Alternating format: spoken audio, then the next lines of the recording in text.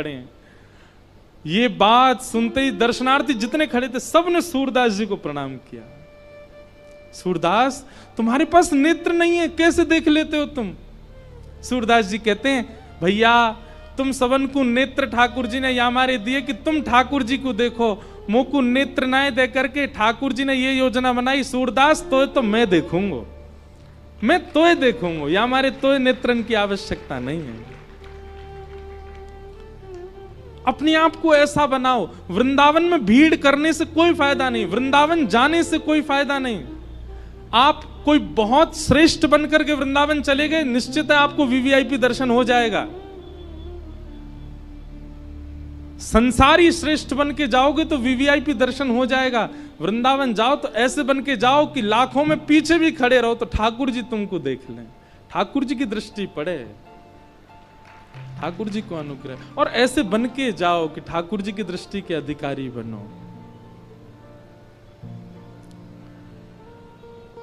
पूतना ने ऐसा श्रृंगार किया, ठाकुर जी ने उसको नहीं देखा।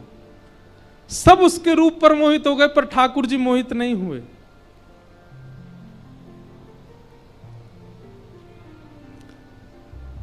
पूतना ने अपने पयोधर को भगवान के मुख में जैसे दिया, भगवान ने पहले तो विष को पिया, रस तत्वों को पिया, दुग्ध को पिया, अंत में प्राण ही समम रोष समन, जैसे ही भगवान ने उसके प्राण पीने प्रारंभ किए, पूतना का तो रूप राक्षसी बनने लगा, नेत्र विशाल होने लगे, केश जड़ जैसे होने लगे, बड़े बड़े नाखून, विशाल विकराल स्वरूप धारण कर लिया। सामुंच मुंचाल मिति प्रभाषणी, भगवान को पकड़ करके दूर खींचने लगी, लेकिन ठाकुर जी ने गाढ़म कराभ्याम, ऐसा कसकर के उसके पयोधर को पी रहे हैं ठाकुर जी की दूर नहीं कर रहे हैं।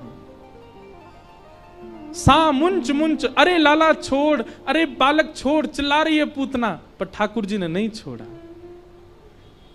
हमारे पूज्य पिताजी महाराज आज कथा में आएंगे, वे कहते हैं, बोले जैसे ही पूतना ने कही ना अरे लाला छोड़, अरे बालक छोड़, तो नेक्स्ट से ठाकुर जी 6 दिन के ठाकुर जी बोल पड़े, मौसी जी हम पे तो पकड़ो ही आवे, छोड़ो ना आवे, और जाकू पकड़ लें फिर तो ठिकाने लगा के छोड़ें।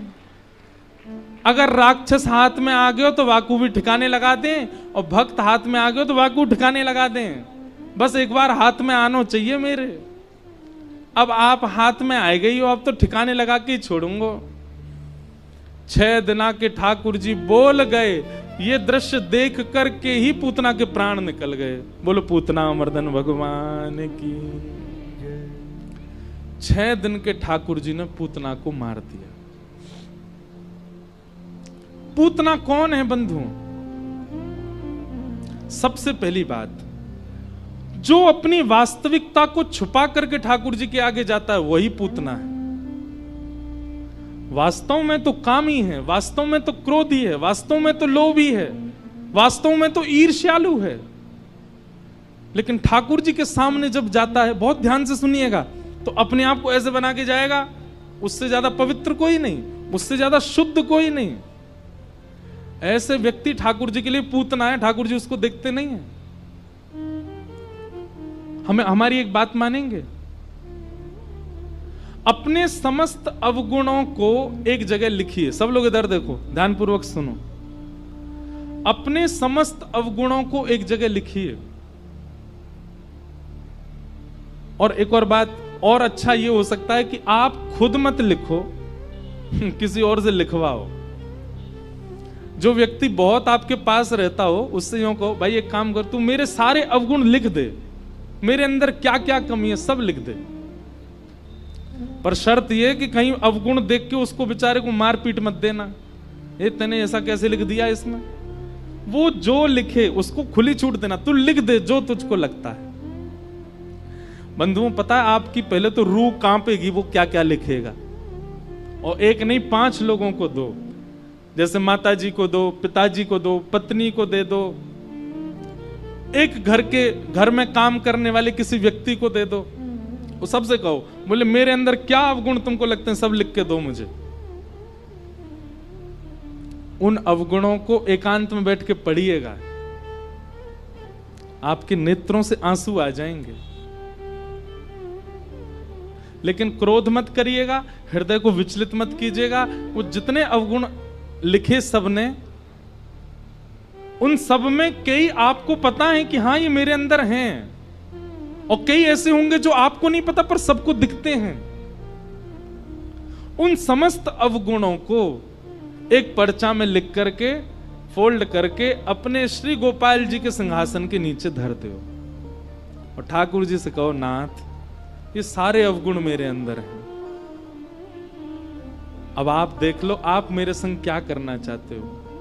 एक बहुत अच्छा पद है, सब लोग गाना मेरे साथ। हरि जी मोरे अवगुण चित ना धरो, हरि जी मोरे अवगुण चित ना धरो, हरि जी मोरे अवगुण चित ना धरो, हरि जी मोरे अवगुण चित ना धरो, हाँ हरि जी मोरे अवगुण चित ना धरो, हरि जी मोरे अवगुण चित ना धरो, समदर्शी प्रभु नाम तिहारो, समदर्शी प्रभु नाम तिहारो, समदर्शी प्रभु नाम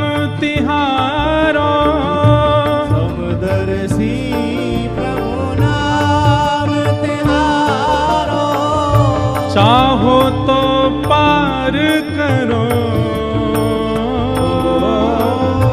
चाहो तो पार करो, हरि जी मोरे अवगुण चित ना धरो, हरि जी मोरे अवगुण चित ना हे नाथ, मैंने अपने समस्त अवगुणों को आपके चरणों में अर्पित कर दिया है।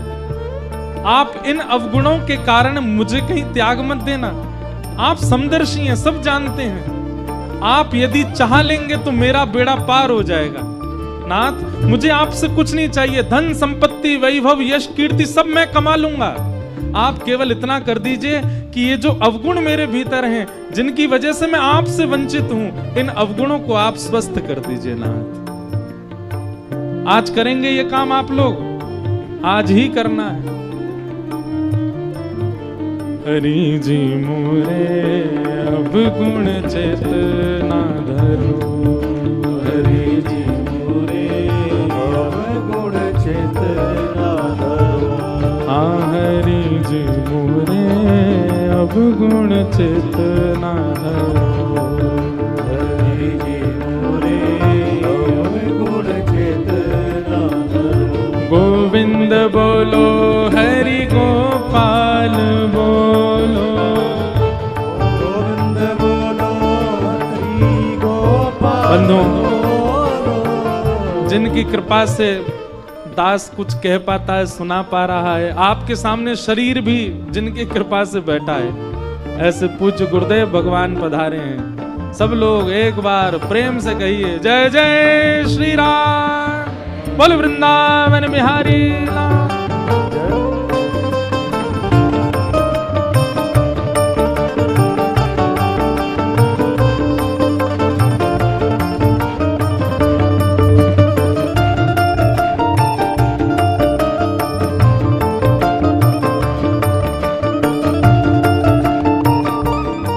श्री राधा रमण लाल की जय।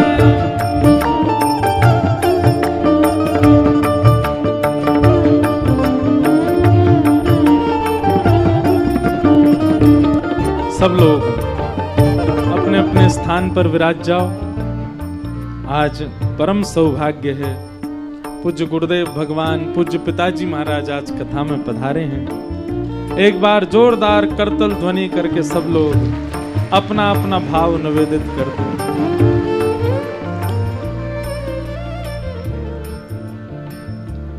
हम तो अब ऐसी स्थिति में आ गए कि पूज्य पिताजी महाराज से भी हमको कथा में ही मिलना होता है।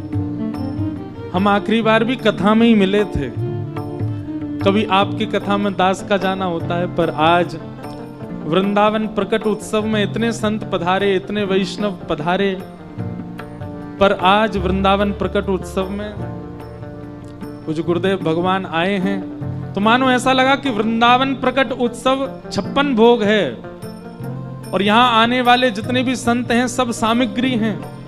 सामग्रियां तो आ गई, तुलसी दल आज आया है, तुलसी जी आज पधारी हैं। अब ठाकुर जी आरोगेंगे, भोग लगाएंगे।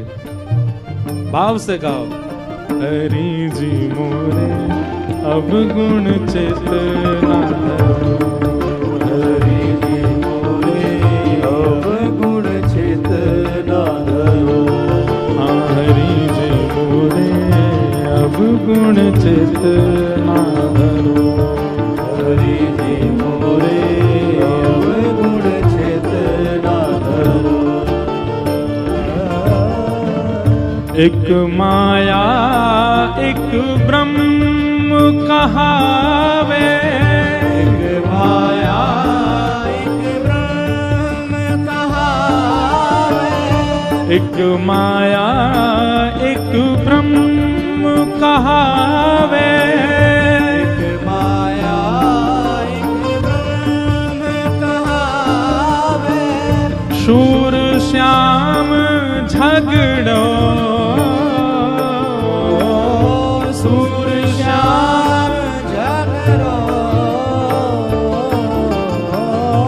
अब की बेर मोहे पार उतारो, अब की बेर मोहे पार उतारो, अब की बेर मोहे पार उतारो, अब मेरे मोहे पार उतारो, नाही पन जात तरो, नाही मन जात डरो, हरि जी मोरे अब गुण चेतना धरो, हरि जी मोरे अब गुण चेतना धरो, हरि जी मोरे अब गुण चेतना धरो, हरि जी मोरे अब गुण चेतना धरो।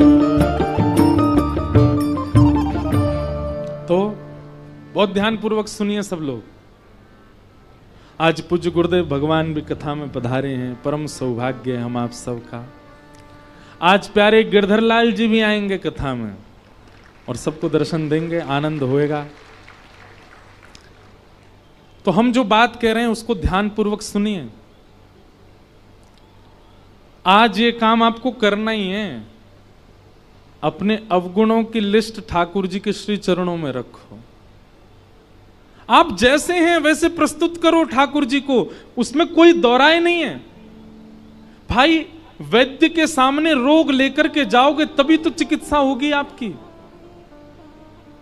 काम क्रोध लोभ मोह इनको छुपाना नहीं है। ठाकुर जी के सामने जाकर बता दो नाथ हैं हम ऐसे। आप कृपा करो, आप करुणा करो। ठाकुर जी वंशी क्यों बजाते हैं? मैं कथा में कहता हूं ठाकुर जी सितार क्यों नहीं बजाते, तबला क्यों नहीं बजाते, ढोलक क्यों नहीं बजाते? वाद्य तो इतने सारे हैं, ठाकुर जी वंशी क्यों बजाते हैं? वंशी का स्वरूप क्या है? वंशी में सप्त छिद्र होते हैं। छिद्र का मतलब क्या है? दोष, सप्त दोष हैं। बाकी देखो तबला देखा आपने, ढोलक देखी है, सब अंदर से पोले होते हैं लेकिन अपने पोलेपन को छुपा करके रखते हैं। लेकिन वंशी अपने पोलेपन को कभी छुपाती नहीं है। उसने ठाकुर जी के आगे प्रकट कर दिया कि मैं पोली हूं, मैं ऐसी हूं, मेरे अंदर आप कुछ भी डालोगे वो बचेगा नहीं, निकल ही जाएगा। मेरे पर 7 छिद्र हैं। ठाकुर जी के सामने वंशी ने अपने अवगुणों को प्रस्तुत कर दिया। ठाकुर जी ने उठा करके अधर पर धारण कर लिया। क्यों? छुपाया नहीं है। अपने आप को छुपाइए मत। हम एक बात कथा में गाया करते हैं,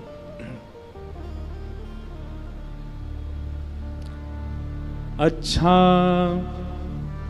अच्छा हूं या बुरा हूं, जैसा भी हूँ तुम्हारा, अच्छा हूँ या बुरा हूँ, जैसा भी हूँ तुम्हारा। सब लोग गाओ। अच्छा हूँ